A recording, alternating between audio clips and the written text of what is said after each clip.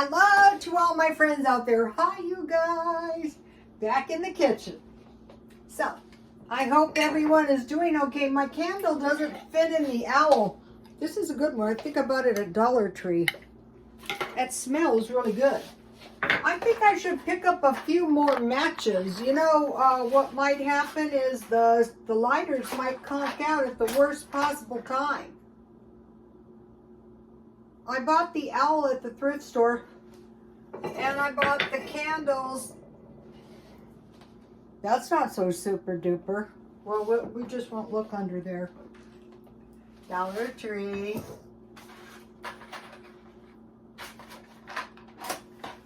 Sometimes it's worth paying a little bit more, you know? Sometimes. If this was an emergency, this would be bad. These are just decorative.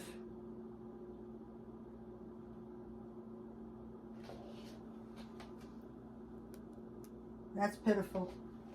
Well, we'll just have to make do. So they've just about bit the dust.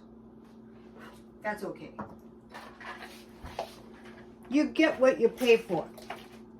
Okay, so now I will have some tea. I have some peppermint tea. I love this one. I think I bought it at 99 cents only. Peppermint tea is good, no caffeine. 4 cups, three tea bags. If you make it yourself, you can make it as strong as you like it. Okay, so now it's dinner time, so I want to make a one-pot meal. So I mentioned to you guys I had these. These are delicious.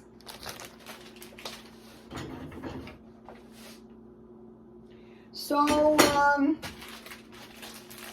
I used shelf-stable milk and 1 cup water, and then I had 3 tablespoons of butter. Then I added the noodles. And now I want to use my Lunchmeat. I bought this Lunchmeat for $1. So I have 2 pieces, and I just tore it up in little pieces. This is turkey, but ham would be good. Canned hams would be good. So I'm working around the house.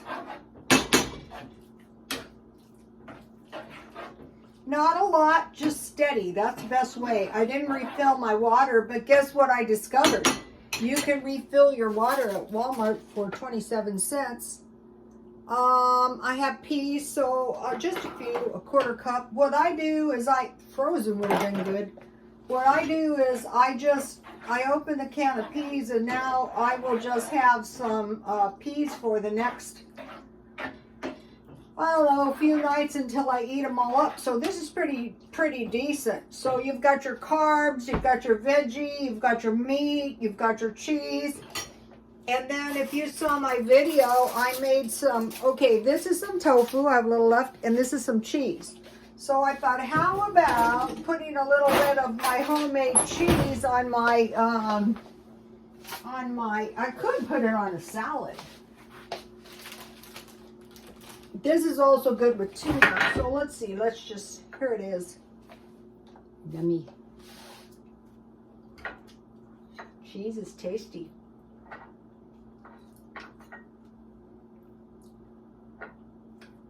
I made this cheese with the shelf-stable milk. This is going to be so much better if you don't have any cheese, but you have milk. You can make yourself some cheese. You don't need that much, just a little bit. You could crumble it.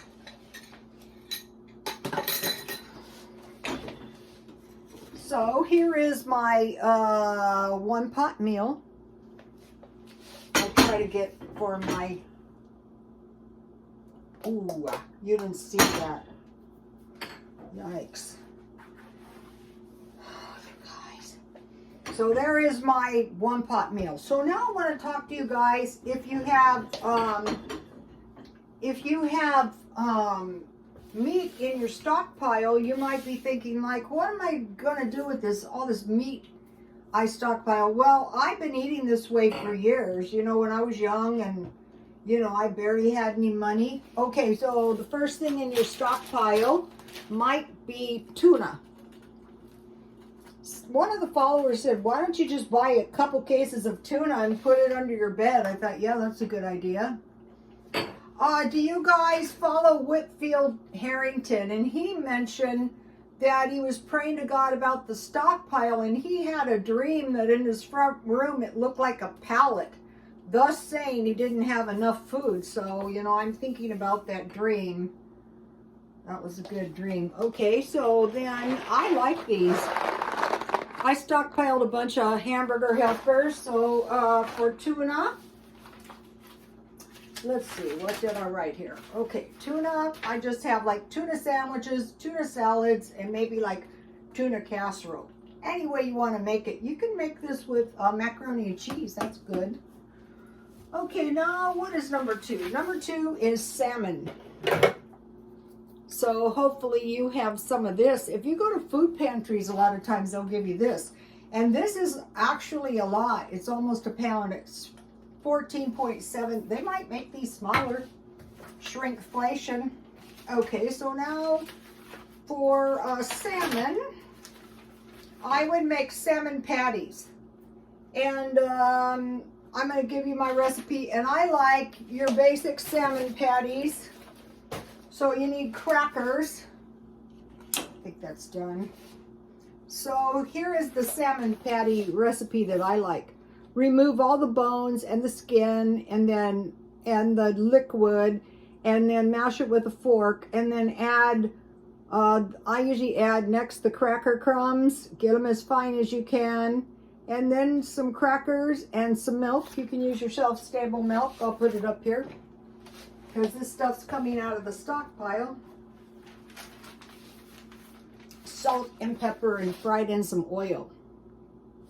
The other thing that I like is you take you can use half of it, and you take it out of the can, and you remove all the bones and the skin and the liquid, and you put it in a pan, like a little cast iron skillet, and I mash stewed tomatoes, and I pour it on top, and cover it and bake it until it's, you don't really need to cook it, until it's heated all the way through, and then you can use it with rice, with scalloped potatoes, or with any kind of potatoes. So here is the salmon ideas. Everybody would do something different. Salads, sandwiches. Okay, now what? Now Spam, everybody's favorite. Where's my Spam? Okay, what I have is this luncheon loaf. I bought it for $1 at Dollar Tree, and it's the same thing as Spam, but it's cheaper. Okay, for Spam, what I usually like this for is, well, if it's like Lunchmeat, you can make sandwiches, you can fry it with eggs, that's good. But Spam fried rice, you fry the Spam on one side of the pan in oil. Then you scoot it over and you scramble eggs. Then you add cooked rice and vegetables like peas and carrots or any kind of vegetables. Stir fry those around and brown your rice. Season, and then you need dry chives. I didn't take mine out. Oh, let's see if I can locate them. I buy them at Dollar Tree. You need some onion, or your stir fry is going to be very blazola. Okay, and then you season with salt, pepper, and sugar, and that's going to give you. Last night I made, with the tofu, I made a vegetable stir fry. You can use noodles, just like rice. If you have top ramen, you can make a stir fry with your cooked noodles, just like rice. That's another reason you want to stockpile noodles. Okay, and then one time when I was young, we had these gift exchanges, and somebody gave me a can of Spam, 2 baked potatoes, and a can of green beans. Well, what I did is I went home and I baked my Spam like a ham, and I baked the potatoes, and we had some green beans for dinner. So that is what I usually do with the Spam and eggs. grilled cheese with Spam. That's good. Okay, now what? I'm purposely kind of concentrating on the stockpile until, you know, I get the stuff out there that I want to say, and then, you know, hey, we'll go on to something else. Like what? I don't know. You'll know when I know. Okay, so now what? Now, chicken, canned chicken is good. You can eat it straight out of the can. Also, you can make a really good chicken sandwich, or you can make a chicken salad. Okay, the next thing is corned beef. Okay, when I can, I like these little cans because corned beef makes a lot.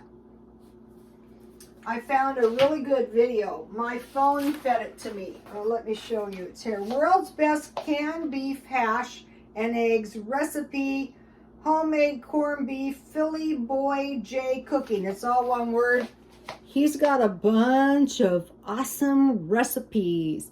And I like his corned beef hash and eggs the way he makes it. What I usually do is I use canned potatoes, but he boiled his potatoes and it looked really good. It only makes sense, but if you have canned potatoes that you want to use up. All right, where's my corned beef?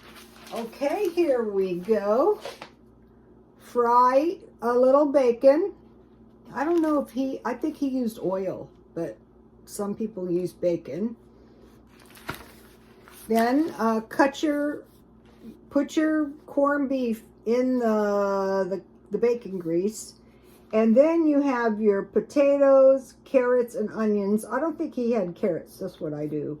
And then, you know, I have garlic, salt, and pepper, and 1/4 cup water. And then cover and simmer. I don't think he did either. But on this, you can also, if you have leftover baked potatoes at night. This is the way I do it. But check out his. Okay, so, oh, this was corned beef and cabbage. Sorry, you guys. Now, here's the corned beef hash.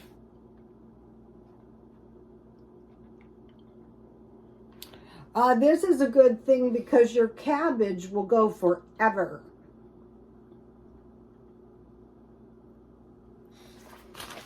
Corned beef is not as cheap as it used to be. Okay, now what? Okay, now we have clams or oysters. And at one point, I couldn't find any clams or oysters. I could find them. They were just overpriced. What I do with clams or oysters is I want to give you my potato soup recipe. So, or if you can make potato soup, you can put anything in your potato soup. You can put broccoli, you can put bacon, you can put ham. So I just cut up the potatoes and boil them. And then I cover them with water, not too far up, just covered. And then I add dry onion or fresh. And you cook, and then you add evaporated milk. So you want to, that's going to come in handy for a lot of reasons. And then this is after the potato's done. So your evaporated milk should be about equal with your water. And then add a little butter. You can just eat it at that point if you want. That is very tasty. Now I have sardines. So with that, I would just have some crackers and some sardines. So let me just get the meat out here for you guys to see.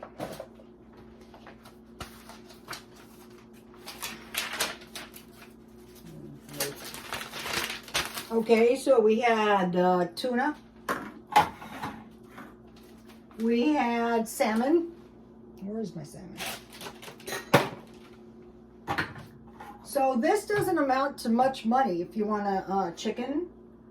We had Spam. This is going to give you a lot of good meals. Corned beef, clams or oysters. I'm going to leave the milk there, and sardines. And then here is my tasty one-pot meal.